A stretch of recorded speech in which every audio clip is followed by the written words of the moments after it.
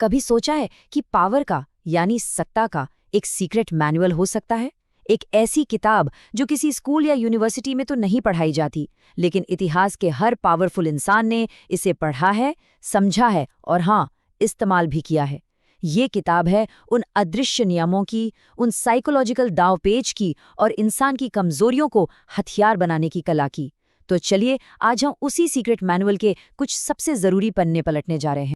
हम सबने स्कूलों में इतिहास पढ़ा है, राजाओं के नाम, लड़ाइयों की तारीखें, संधियों के साल, और हमें लगता है कि हम इतिहास जानते हैं। पर क्या हो अगर मैं कहूं कि ये सब सिर्फ एक कवर स्टोरी है, एक ऊपरी परत जो असली खेल को छिपाने के लिए बनाई गई है? क्या हो अगर असली इतिहास लड़ाइयों के मैदानों में नहीं बल्कि बंद कमरों में, फुसफुसाहटों में और जासूसों की भेजी गई खुफिया रिपोर्ट्स में लिखा गया हो? ये पड़ताल है उस सच की जो हमें बताया नहीं जाता, जिसे हमें खुद खोजना पड़ता है, परछाइयों में। ठीक है, तो चलिए इस फर्क को और गहराई से समझते हैं। देखिए, स्कूल की किताबें हमें एक साफ सुथरी, सैनिटाइज्ड तस्वीर दिखाती हैं। एक ऐसी दुनिया जहां अच्छे हीरो होते हैं और बुरे विलन। लेकिन असली इतिहास, जो सत्ता के गलियारों में घटता है, वो बिल्कुल अलग है। वो तो साइकोलॉजिकल गेम्स की एक लंबी कहानी है। वहां कोई साफ साफ हीरो या विलन नहीं होता। वहां होते हैं मैन्युपुलेटर्स, यानी वो लोग जो धागे खींचते हैं, और पपेट्स, यानी वो कठपुतलियां जो हमें लगता है कि बहुत ताकतवर हैं, पर असल में वो किसी और के इशारों पर नाच रही होती हैं। असली इतिहास धोखे की कला है, जहां सबसे बड़ा हथियार तलवार नहीं बल्कि किसी के मन में शक का बीज बो देना होता है। इस पूरे विश्लेषण में हम 5 हिस्सों में इस खुफिया दुनिया को डिकोड करेंगे। सबसे पहले हम देखेंगे कि कैसे इतिहास को हमेशा से परछाइयों में लिखा गया है। फिर हम सत्ता के उन 3 किरदारों से मिलेंगे जो हर युग में मौजूद रहे हैं: जासूस, सैडिस्ट और जादूगर। इसके बाद हम नियंत्रण के उन हथियारों को समझेंगे जिनका इस्तेमाल आज भी हो रहा है। हम देखेंगे कि आज ये पावर गेम कैसे खेला जा रहा है। और आखिर में सबसे जरूरी बात, इस मनोवैज्ञानिक खेल से खुद को कैसे बचाया जाए। तो चलिए पहले हिस्से से शुरू करते हैं। हमें ये समझना होगा कि इतिहास सिर्फ तारीखों और घटनाओं का कलेक्शन नहीं है। इतिहास असल में पावर की कहानी है, सत्ता की कहानी। कौन उसे हासिल करना चाहता है, उसे हासिल करने के लिए वो क्या क्या करता है, और उसे बनाए रखने के लिए इंसान किस हद तक गिर सकता है। जो लोग इतिहास लिखते हैं ना, वो अक्सर वही होते हैं जो जंग जीतते हैं, और वो कहानी को हमेशा ऐसे लिखते हैं जिससे वो हीरो लगे। असली कहानी हमेशा पंक्तियों के बीच छिपी होती है। अब देखिए, ट्रोजन हॉर्स की कहानी हम सबने सुनी है। एक विशाल लकड़ी का घोड़ा जिसे ग्रीक सेना ने ट्रॉय शहर को तोहफे के तौर पर दिया और वापस जाने का नाटक किया। ये सिर्फ एक चालाक मिलिट्री टैक्टिक नहीं थी, नहीं, ये धोखे की यानी डिसेप्शन की ताकत का एक मास्टर क्लास था। इसने सिखाया कि इंसान का दिमाग एक तोहफे को देखकर अपनी सुरक्षा की दीवारें कैसे गिरा देता है। ये एक सबक था कि सबसे बड़ा खतरा वो नहीं है जो सामने से हमला करता है, बल्कि वो है जो दोस्त बनकर आता है। और ये सिद्धांत आज भी कॉर्पोरेट जासूसी से लेकर पॉलिटिकल कैंपेन तक हर जगह इस्तेमाल होता है। इतिहासकार डोमिनिक सेलवुड कहते हैं कि असली इतिहास रोशनी में नहीं, परछाइयों में लिखा गया है। और इन परछाइयों को समझने के लिए एक राजा की तरह सोचना काफी नहीं है।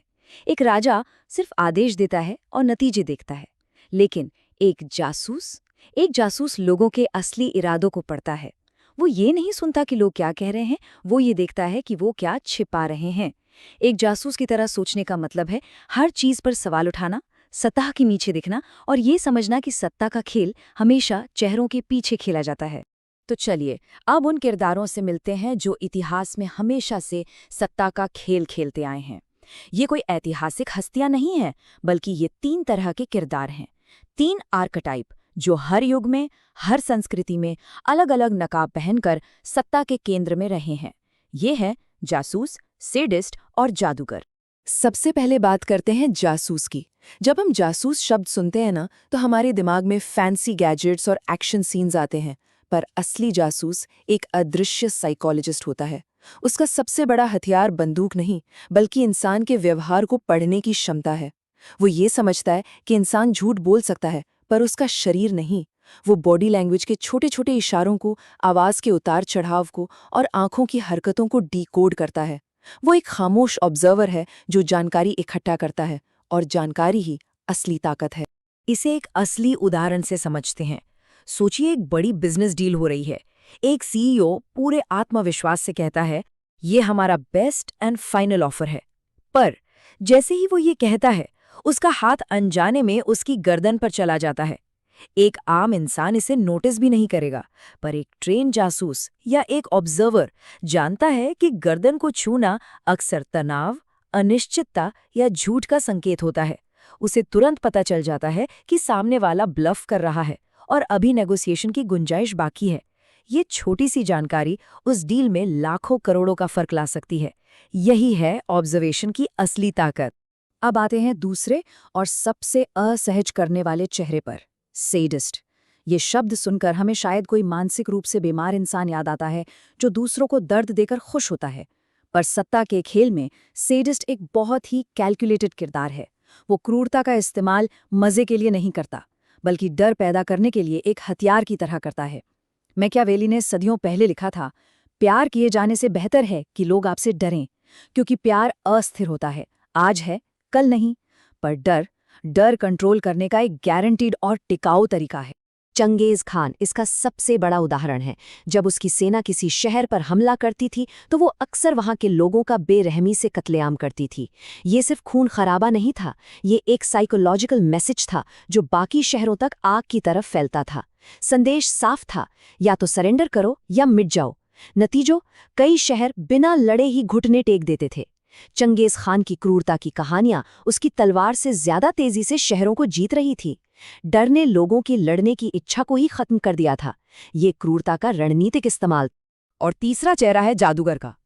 असली जादूगर वो नहीं है जो टोपी से खरगोश निकालता है। असली जादूगर वो है जो लोगों के दिमाग में विचार डालता है। वो विश्वास प्रणालियों का सौदागर होता है। वो जानता है कि अगर आप लोगों के विश्वास को कंट्रोल कर लें तो आप उनकी पूरी हकीकत को कंट्रोल कर सकते हैं।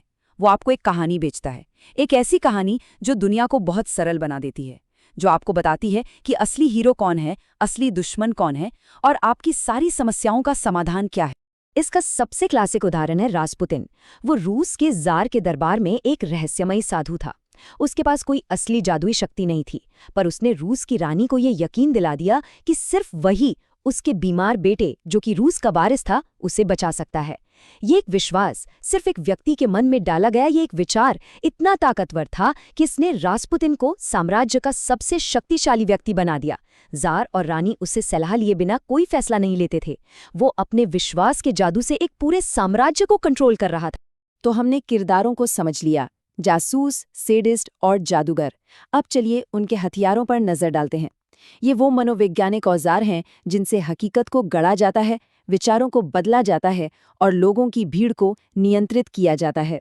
प्रोपेगेंडा ये सिर्फ झूठी खबरें फैलाना नहीं है, ये हकीकत को बनाने की इंजीनियरिंग है। इसके 3 सुनहरे नियम हैं। पहला, संदेश को बिल्कुल सिंपल रखो, इतना सिंपल कि एक बच्चा भी उसे समझ सके। हम और वो, अच्छा और बुरा। दूसरा, उसे लगातार दोहराओ, हर तरफ से इतनी बार दोहराओ कि लोगों के मन में वो सच की तरह बैठ जाए। और तीसरा, सबसे अहम नियम, लोगों के दिमाग से नहीं, दिल से बात करो। उनकी भावनाओं को टारगेट करो।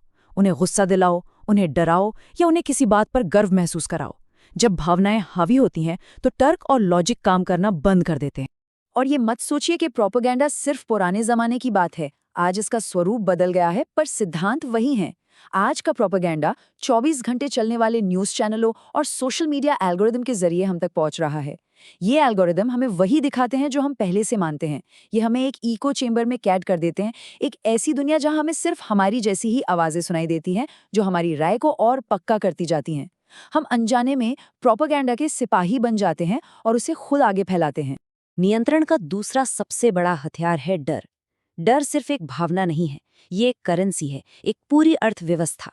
एक डरी हुई आबादी को कंट्रोल करना सबसे आसान होता है। जब लोग डरे हुए होते हैं तो वो अपनी आज़ादी को सुरक्षा के बदले में खुशी खुशी बेच देते हैं। वो एक मजबूत नेता की तलाश करते हैं जो उन्हें बचा सके। और सबसे चालाक मैनिपुलेटर वो होता है जो पहले एक डर पैदा करता है या एक छोटे से डर को बहुत बड़ा बनाकर दिखाता है और फिर खुद को उस डर से बचाने वाले मसीहा के तौर पर पेश करता है। तो क्या ये जासूस, सैडिस्ट और जादूगर सिर्फ इतिहास की किताबों के पन्नों में दफन हो चुके हैं? बिल्कुल नहीं। वो आज भी हमारे बीच हैं, हमारे समाज को शेक दे रहे हैं। बस उनका रूप, उनका नकाब आज के डिजिटल युग के हिसाब से बदल गया है। चलिए देखते हैं कि कैसे ये पुराने किरदार आज के जमाने में जिंदा हैं। यहाँ सब साफ हो जाता है। पुराने साम्राज्य का जासूस जो दुश्मनों की चिट्ठियां पढ़ता था, आज टेक कंपनी का डेटा एनालिस्ट बन गया है। वो हमारे क्लिक्स, हमारी पसंद नापसंद, हमारी लोकेशन सब कुछ ट्रैक करता है और हमारे व्यवहार की भविष्यवाणी करता है। वो हमारे बारे में शायद हमसे ज्यादा जानता है। दरबारी जादूगर जो राजा को सलाह देता था, आज मार्केटिंग गुरु या सोशल मीडिया इन्फ्लुएंसर बन गया है, जो हमें बताता है कि क्या कूल है, क्या नहीं, किसे फॉलो करना है और किस पर विश्वास करना है। और क्रूर शासक जो लोगों को सरेआम सजा देता था, उसने आज ऑनलाइन ट्रोल या साइबर बुली का रूप ले लिया है, जो गुमनामी के नकाब के पीछे छिपकर शब्दों से लोगों को मनोवैज्ञानिक चोट पहुंचाता है। खेल वही है, सिर्फ मैदान और हथियार बदल गए हैं। अच्छा, इस सारी जानकारी को जानने के बाद मन में एक बेचैनी हो सकती है। ऐसा लग सकता है कि हम सब एक बड़े खेल की कठपुतलियां हैं। तो सबसे बड़ा सवाल यही है, हम इस मैनिपुलेशन के खेल से खुद को कैसे बचा सकते हैं? क्या कोई तरीका है? जवाब है हाँ, हम अपने दिमाग के लिए एक इम्यून सिस्टम डेवलप कर सकते हैं।